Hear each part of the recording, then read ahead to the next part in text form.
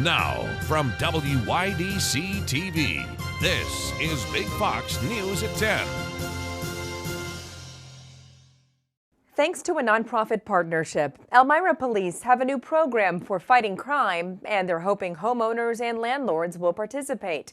Big Fox's Matt Kleindienst explains why police want residents to accept a free Ring doorbell camera.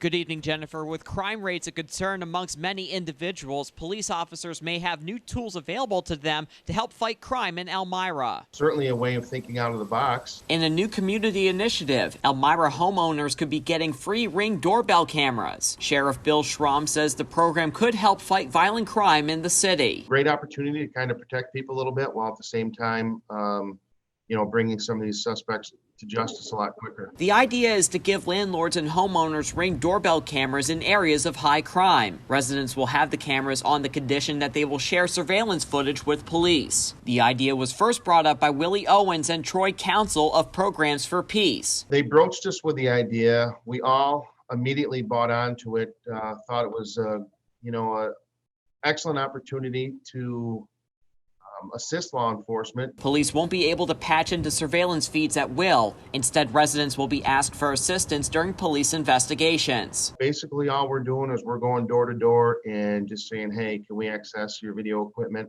And leaving it at that. It may not even warrant a statement from the homeowner.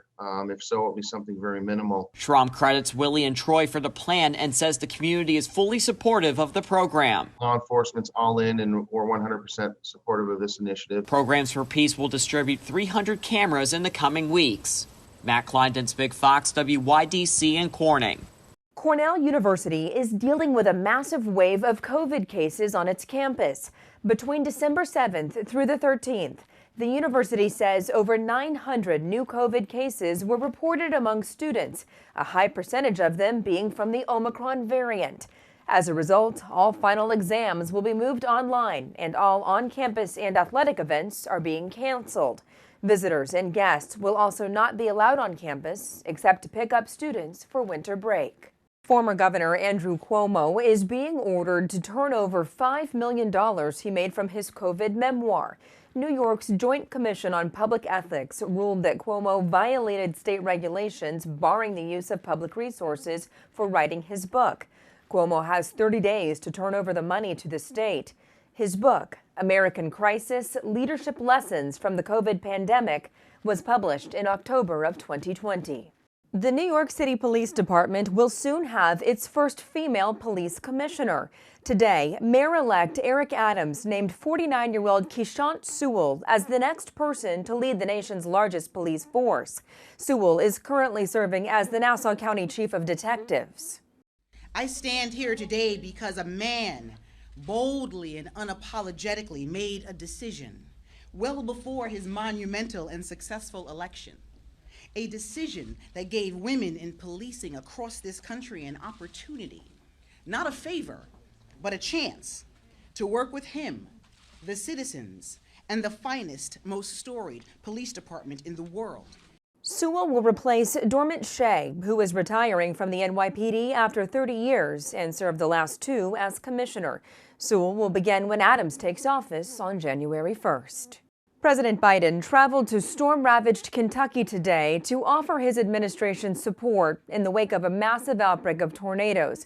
Rescue and recovery operations are ongoing, with more than 100 people still unaccounted for. Caroline Shively has more. President Biden is in Kentucky today getting a first-hand look at the devastation, this state facing a long road to recovery.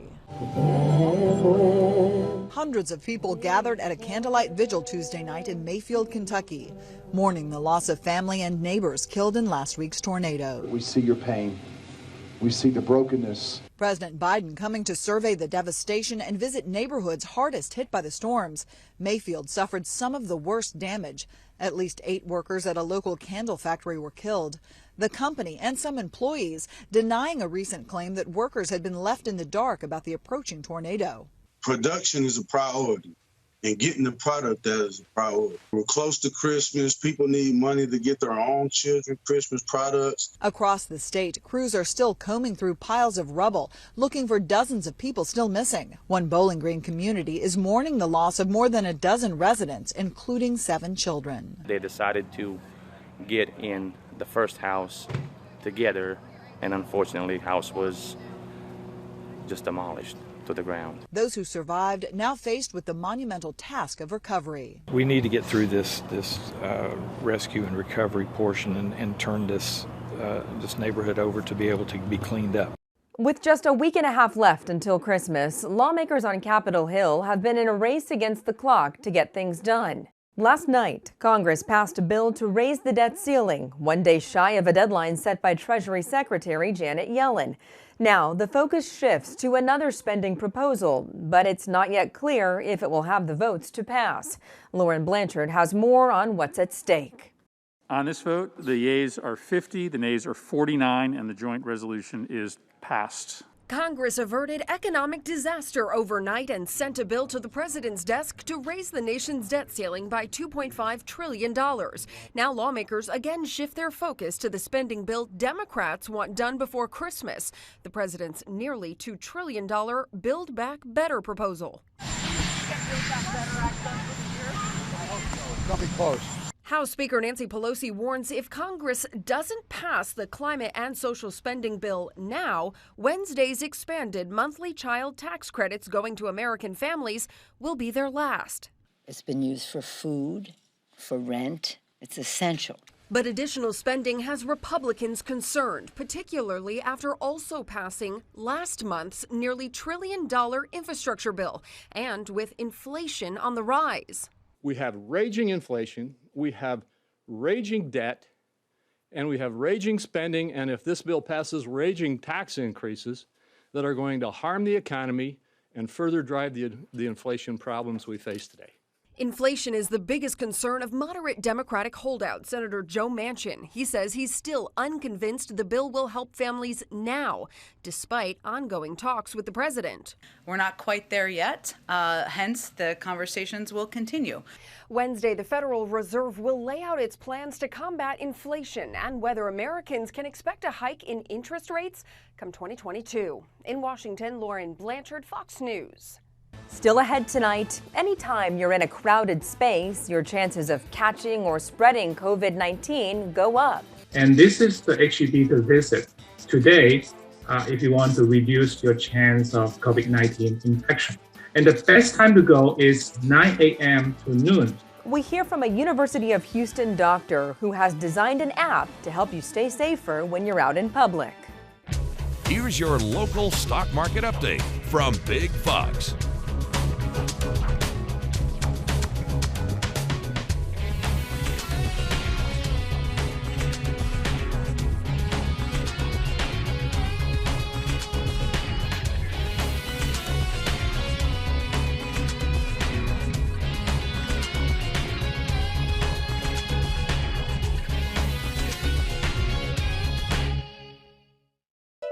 Now, your Twin Tiers forecast from Big Fox. Tonight's Big Fox forecast is brought to you by William Mattar. Good evening, everyone. We had some light rain earlier today, but even with that, temperatures were a little bit warmer than normal, and we're going to continue with this warming trend as we head toward your Thursday and Friday. In fact, tomorrow is going to be about 20 to 25 degrees above normal. We do have the possibility of a few showers late in the day on Thursday, and then we dry out on Friday. We have a stronger system coming in over the weekend, and it will bring the possibility of snow and also some rain. But for tomorrow, we are expecting unseasonably warm weather across our area, and then a cold front approaches. It will start to spread some rain across our area late in the day on Thursday. Once this cold front comes through, we are expecting just a little bit cooler conditions for your Friday, and then we have a stronger system coming in on Saturday, and it will kick up our rain chances during the day, and that will be reduced as we head into early next week. So let's take a look at our future radar where we're finding a few showers well to our north, and it will start to move away. Those clouds will start to clear away as well,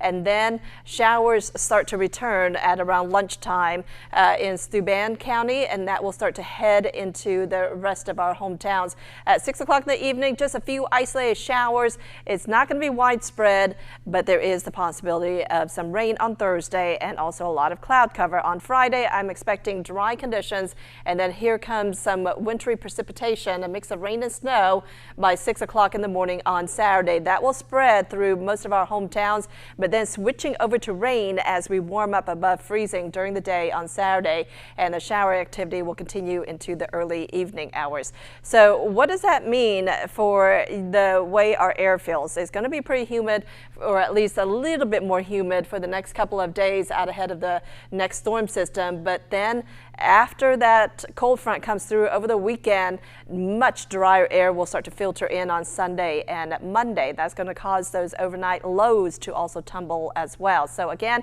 we do have the possibility of snow coming in on Saturday and lasting through Saturday night before it starts to clear away. So again, there is the possibility of snow when those temperatures are near freezing, and then as we warm up into the 40s, I think that will be switching over to some rain. So here's a look at your forecast. Tonight's lows will be in the 40s. Highs tomorrow will be around 61 degrees in Corning, 63 in Elmira, and around 59 degrees in Wayland. So well above normal. We cool down to around 51 degrees on Thursday, 46 on Saturday, with the possibility of showers, and then much colder air returning for early next week. In fact, we dive down into the 30s for highs on Sunday and Monday.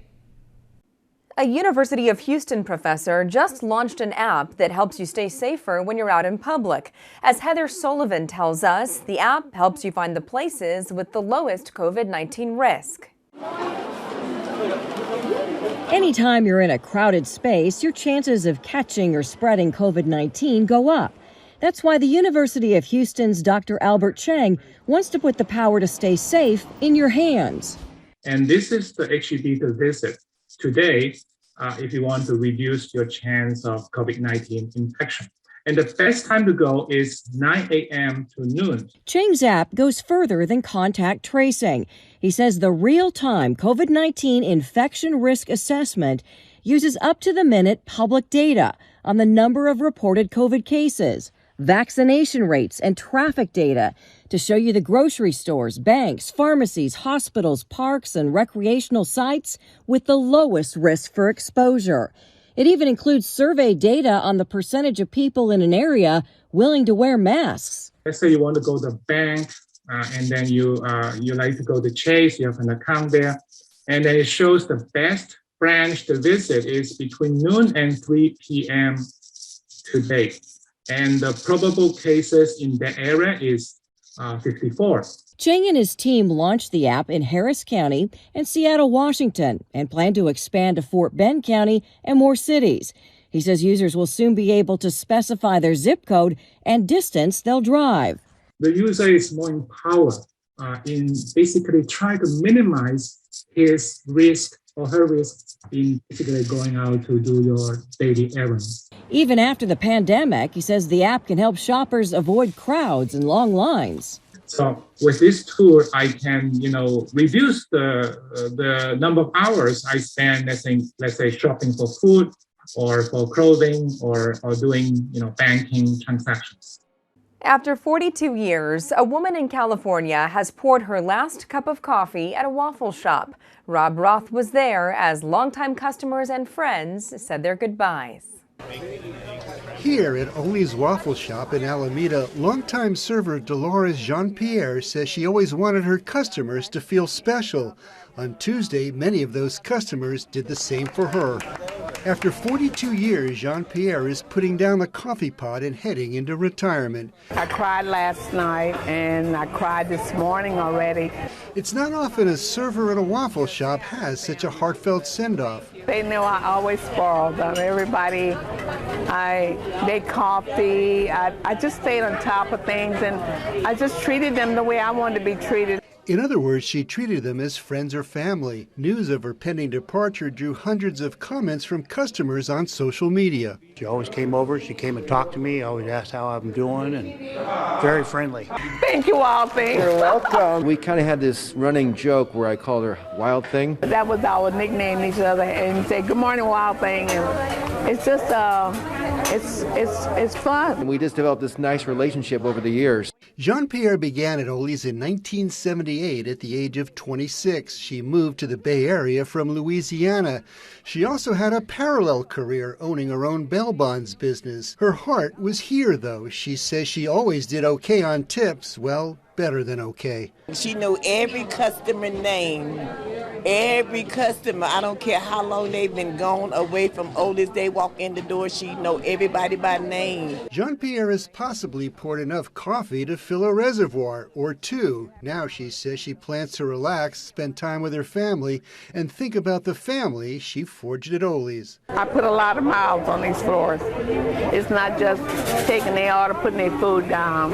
It's kind of personal with me, with all my customers. I miss it, yeah. A record number of children are at risk of not having gifts on Christmas morning, and the supply chain issues are not helping. Rebecca Castor is in New Orleans with more on how charities are working overtime to meet the need. I'm inside one of the Salvation Army's toy warehouses right now. They have these in cities all throughout the country. Now, each of these gifts set aside here, they represent an individual child. But with more families signing up for programs like this, volunteers have to work harder to make sure kids don't slip through the cracks. With fewer donations and less volunteers, the Salvation Army faces a big task, hoping to rescue Christmas for over 2 million kids nationwide. There are still millions of our neighbors who are at risk of losing their homes. Families are still having to decide between paying the light bill and buying Christmas presents for the children. After another year of the pandemic, many people have less to give. Some of the kids signed up for gifts won't be adopted.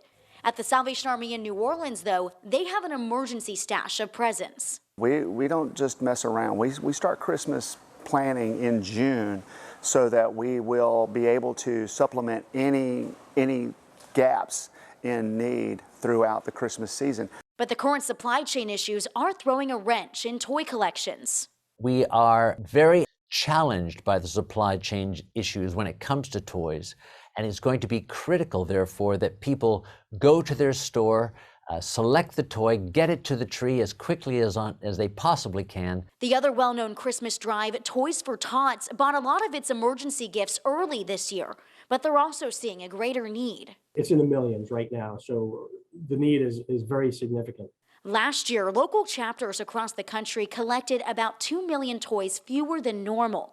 The National Foundation has had to step in. Every week they're calling up our operations and say, hey, I need 500 toys for girls at this age, 500 toys for boys at this age. But even with the added stress, the meaning behind the toy drives still remains at the forefront. Every child deserves a little Christmas, so that's the reason why I do it. We can help them feel remembered when they feel so forgotten, and they can feel just cast to the side.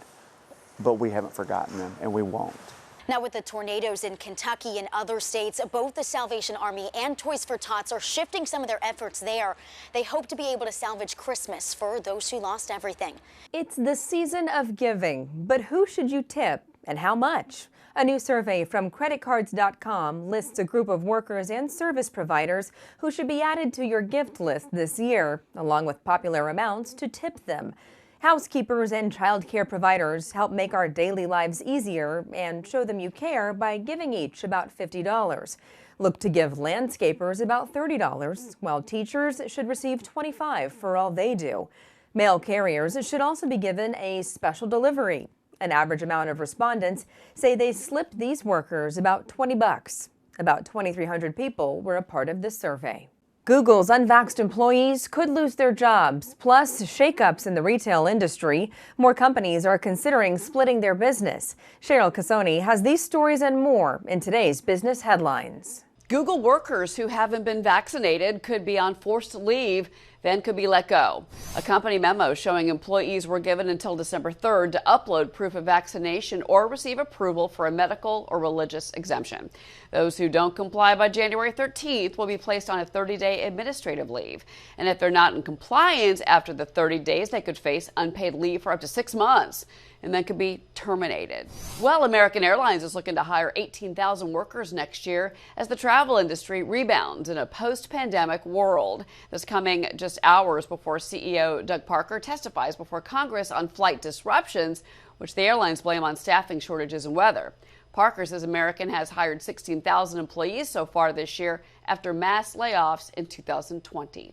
And Neiman Marcus is exploring the possibility of splitting up the company. According to reports, the retailer will be separated into 3 different businesses, splitting its website, stores, and Bergdorf Goodman into 3 separate companies. The move is similar to an approach Saks Fifth Avenue took in the spring. Customers should not see much of a change in their shopping experience, though.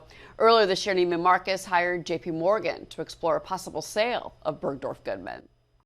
We want to leave you with a smile tonight. 2 Christmas collections break Guinness World Records. A Welsh woman known as Nana Baubles captured the world title for her collection of nearly 1,800 Christmas ornaments, while another Brit breaks a record for the largest festive brooch collection. Guinness World Records announced the record breakers today, including Adam Wide and Sylvia Pope. Wide smashed his previous record with a total of nearly 8,000 bejeweled pins. He started assembling brooches in 1984 and first set a Guinness World Record in 2008 with 542 items. Thanks for joining us. Have a great night.